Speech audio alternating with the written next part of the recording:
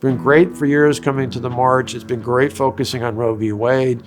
But when Roe v. Wade is put on the ash heap of history, it doesn't mean that abortion's illegal.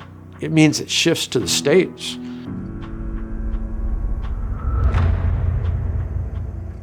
Well, for me, it was real obvious. I grew up in a pro-life household, not just because my dad was a minister, which he was, but my mother, who's just a saint, was always very quiet but steady, very caring, looking out for folks.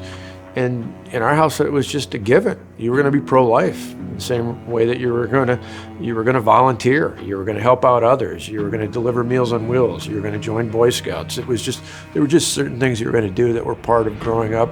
I think in part in a small town, not just in our household, but growing up with our parents, with our grandparents, it was just an expectation. But where it really took me to the next level is politically, to go beyond just believing that life is precious, deserves to be protected from the time of conception all the way through natural death.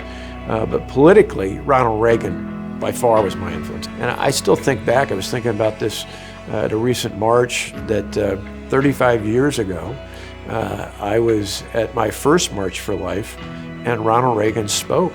Now, granted, it was a big snowstorm. He wasn't physically on the stage, but he called in from the White House. In fact, as I was told, he was the first president ever to speak at a March for Life. Years later, obviously, Donald Trump was the first president to speak in person, but Ronald Reagan was the first to speak. And not just the march, but all throughout his 8 years as president and the time before, Ronald Reagan was a clear advocate for the right for life, and that had tremendous influence on me. I think about a couple turning points for me. Part of it was as a student. Students for Life had a real impact on me because of the other students. I realized it wasn't enough just to have these beliefs. These other students, when I was first involved as a freshman, showed me you had to act on it. You had to do something about it.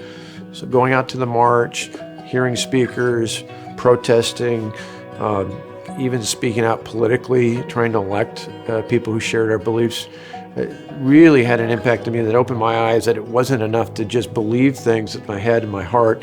I had to do something about it. But two turning points in particular, a couple years later on campus, when I became the leader of Students for Life, I was kind of exposed in a way, I guess you'd say, to not having seen before, but realizing there were a number of our fellow students who were facing their own crisis pregnancy. And so we created a whole program to support students with a crisis pregnancy. It was really eye-opening. And I think helpful over the years since then to realize it's not enough to just be against abortion, to be just about thinking about the unborn child, to remember there's a woman there who isn't just a victim of abortion, but leading up to that, who's confused and scared and doesn't know what in the world to do and often feels completely isolated. They don't want to tell their family, they don't want to tell their friends, they don't know who to turn to. And it's just incumbent upon us in the pro-life movement to say, no, we're there. There's no doubt about it. Students for Life is building the next generation of pro-life leaders. We see it all the time. We see it with students who are willing to testify, oftentimes in the chambers of the state legislative bodies all across the country, which is so powerful. And the nice thing about it is it's not just organizing people to do this. Students for Life does a powerful job of training and equipping and supporting young people. So when they do come in, they've got their thoughts. They're not doing it for them, they're not putting words in their mouth, but helping them organize, helping them practice. So they're having a real impact. And I think that's going to be even more important in the post-Roe world that we hope to live in, because it really shifts from the court of law to the court of public opinion. That's one of the things I remind pro-lifers all the time is it's been great for years coming to the march. It's been great focusing on Roe v. Wade. But when Roe v. Wade is put on the ash heap of history, it doesn't mean that abortion's illegal. It means it shifts to the states.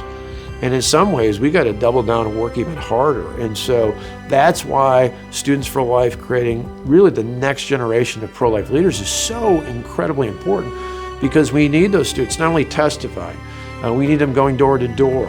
We need them influencing their fellow students and their friends and their neighbors, because if we don't change the hearts and minds, particularly in some of these really challenging states, places like California or New York. My goodness, in California, where you got a governor, Gavin Newsom, who's not just open to abortion on demand, but is actually willing to talk about paying for people to come from other states.